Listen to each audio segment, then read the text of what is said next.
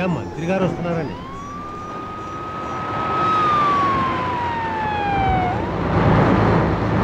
MP గారు కూడా వస్తున్నట్టున్నారు. నమస్కారం సార్. సార్ నమస్కారం. మమ్మల్ని క్షమించండి. ఆ రోజు మీరు వచ్చేళ్ళిన తర్వాత సీఎం గారు మిగతా మంత్రులు నన్ను ఏకిపారేశారు సార్. ఎవరు మీ రాజీనామాని ఒప్పుకోలేదు. దయచేసి వాపస్ తీసుకోవాలి. సార్ ప్రజలకు మంచి చేసే మీరు పదవిలో ఉండాలండి. ఇదిగోండి సార్, మీ రాజీనామా లెటర్ని తీసుకోండి. తీసుకోండి సార్. తీసుకోండి సార్. సార్ ఈ చెరువులో పూడికి తీయడానికి అయ్యే ఖర్చు ప్రభుత్వమే భరిస్తుంది సార్. మీరన్నట్లుగా నదుల అనుసంధాన పథకం పూర్తయ్యేసరికి 15 నుండి 20 ఏళ్లు పట్టచ్చు. ఆలోగా మన రాష్ట్రంలో ఉన్న పొలాలన్నీ ఎండిపోతాయి. సార్ మీరు చెప్పింది కరెక్టే. ఇక మేము వెళ్ళొస్తాం సార్. వస్తామయ్యా.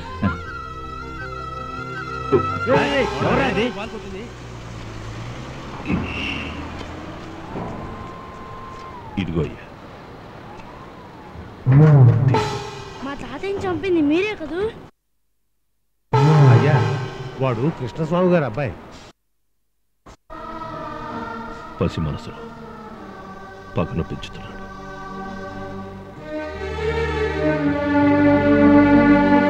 ఆయన రాజీనామా ఇచ్చి డ్రామా ఆడుతుంటే మీరు దాన్ని తిరిగి ఇచ్చేసి డ్రామా ఆడుతున్నారు. రాజీనామాను అంగీకరించామంటే ఈసారి ఎలక్షన్స్ లో ప్రచారం చేయకుండా గెలుస్తారు.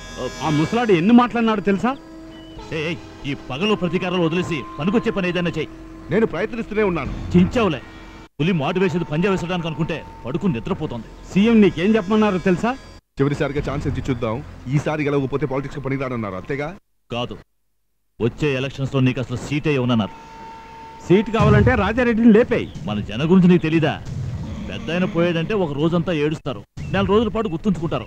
ఆ తర్వాత మొత్తం అంతా మర్చిపోయి వేరొకరికి ఓటేస్తారు. లేదంటే రాజారెడ్డిని బలరామ నాయుడిని విడది. అప్పుడు మన కులపోట్లన్నీ నీకే పడతాయి. ఈ రెండిట్లో ఏది జరిగినా మేమే రికమెండ్ చేసి నీకు సీట్ ఇప్పిస్తాం.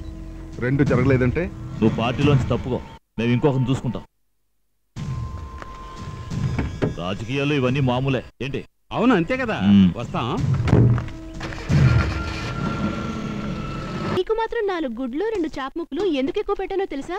పరీక్షల్లో పాస్ అవ్వాలని అన్నదానం చేస్తుంటా. లేదు, నీ వల్ల నాకు పని జరగాలి. ఏమిటా పని? నేను చంద్రం భావం చేసుకోవాలి. నోరు మరీ ఎక్కువగా తెరకు. తిన్నవన్నీ అలాగే బయటకు వచ్చేయగలవు. నేను ఆయన లవ్ చేస్తున్నాను, అందుకు